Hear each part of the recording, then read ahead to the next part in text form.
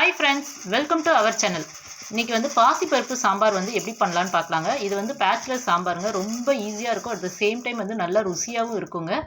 ஈஸியாகவும் செய்யக்கூடியதுங்க. நம்ம காலையில் அவசரத்தில் வந்து ஈஸியாக செய்கிறதுனா இந்த மாதிரி சாம்பார் செஞ்சிங்கன்னா ஈஸியாக செஞ்சிடலாங்க. ஸோ அதுக்காக வந்து நான் பாசிப்பருப்பு வந்து 100 கிராம் பாசிப்பருப்பு எடுத்திருக்கேங்க. அந்த பாசிப்பருப்பு தாங்க போட்டிருக்கேன்.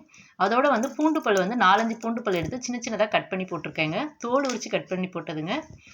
சாம்பார் வைக்கும்போது எப்பயுமே வந்து பெருங்காயம் வந்து போட மறந்துடாதீங்க. நான் இதுக்கு வந்து கட்டி பெருங்காயம் எடுத்துருக்கறதுனால அதுக்கு கொஞ்சமாக வந்து ஒரு 1/4 கிளாஸ் அளவுக்கு தண்ணியில் வந்து கரைச்சி இதை ஊற்றிடுறேங்க. அடுத்து வந்து ஒரு 1/4 ஸ்பூன் வந்து ஜீரகம் எடுத்து அதை வந்து உள்ளங்கையில் வச்சு 1-2 கசக்கி போட்டிருக்கேங்க. ஸோ ஜீரகம் போடும்போது நமக்கு டேஸ்ட் வந்து நல்லா இருக்குங்க. இந்த சாம்பார் வைக்கிறதுக்காக தக்காளி வந்து ஒரு மீடியம் சைஸ் நல்லா பழுத்த தக்காளி எடுத்து சின்ன சின்னதாக ஸ்லைஸ் பண்ணியிருக்கேங்க. அதையும் போட்டுடலாம். நெக்ஸ்ட்டு வந்து நம்ம வந்து பெருங்காயம் வந்து தண்ணியில் கரைச்சதை வந்து ஊற்றிடலாங்க. அது கொஞ்சம் கட்டியாக இருக்கனால ஊறுறதுக்கு ஒரு 5 மினிட்ஸ் ஆயிடுச்சு. அதுக்கப்புறம் இப்போ நம்ம வந்து கரைச்சி ஊற்றுறோங்க. தண்ணி வந்து ஒரு 2 கிளாஸ் அளவுக்கு தண்ணி ஆட் பண்ணாங்க. தண்ணி வந்து நிறைய யூஸ் பண்ணாதீங்க.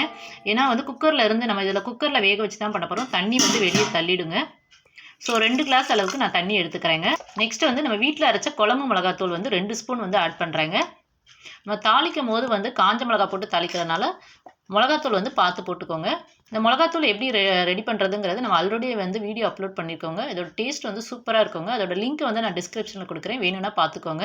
இப்போ வந்து நம்ம வந்து குக்கர் வந்து மூடி போட்டு மூடிடலாங்க. மூடிட்டு 3 விசில் விட்டுறலாம். 3 விசில் விட்ட பிறகு எப்படி வெந்திருக்குன்னு பார்க்கலாங்க. இப்போ வந்து பருப்பு வந்து 3 விசில் விட்டு வேக வச்சாச்சுங்க. நல்லா வெந்துருச்சுங்க. எந்த அளவுக்கு குலைவாக இருக்குன்னு பாருங்கள். இந்த அளவுக்கு வந்து வேக வச்சு எடுத்துக்கோங்க. இப்போ வந்து நம்ம தாளிச்சிடலாம். தாளிக்கிறதுக்காக ஒரு கடாயில் வந்து நான் 2 ஸ்பூன் வந்து எண்ணெய் விட்டுருக்கேங்க. எண்ணெய் காஞ்சோடனே கடுகு போடலாம். கடுகு வெடிக்கட்டும். நெக்ஸ்ட் வந்து கருவேப்பிலை போடலாம். கருவேப்பிலை பொரிஞ்சதுக்கப்புறம் காஞ்ச மிளகா வந்து 2 காஞ்ச மிளகா கிள்ளி போடுறாங்க.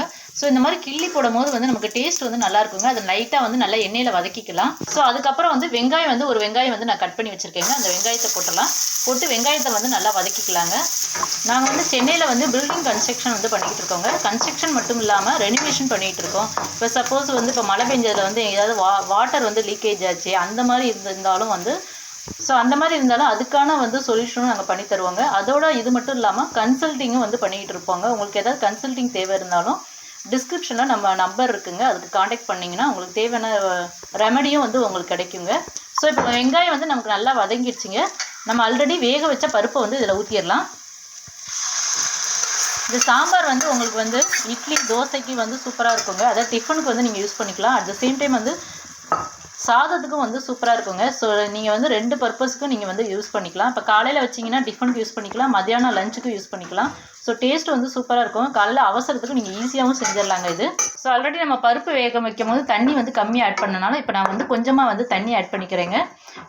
கெட்டியாக இருந்தால் தாங்க நல்லாயிருக்கும். ஸோ உங்களுக்கு டைலூட்டாக வேணால் இன்னும் கொஞ்சம் தண்ணி ஆட் பண்ணிக்கோங்க. ஸோ பருப்பு போட்டோனையும் இது வந்து நல்லா ஒரு கொதி வரட்டுங்க. கொதி வந்தோடனே நம்ம வந்து ஆஃப் பண்ணிடலாம். இது வந்து குயிக்காகவும் நம்ம வந்து செஞ்சிடலாங்க. டேஸ்ட் வந்து சூப்பராக இருக்கும்.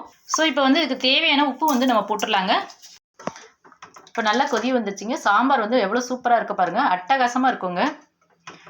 டேஸ்ட் வந்து சூப்பராக இருக்கும். நீங்களும் வந்து நான் சொல்கிறத விட உங்கள் வீட்டில் வந்து ட்ரை பண்ணி பாருங்கள். உங்கள் எல்லாத்துக்கும் இதோட டேஸ்ட் வந்து ரொம்ப பிடிக்குங்க. வீடியோலாம் உங்களுக்கு பிடிச்சிருந்தா லைக் பண்ணுங்கள். உங்கள் ஃப்ரெண்ட்ஸ் அண்ட் ரிலேட்டிவ்க்கு ஷேர் பண்ணுங்கள். நிறைய பேர் வந்து சப்ஸ்கிரைப் பண்ணி சப்போர்ட் பண்ணுறீங்க. தொடர்ந்து உங்கள் சப்போர்ட்டை கொடுங்க. தேங்க்யூ.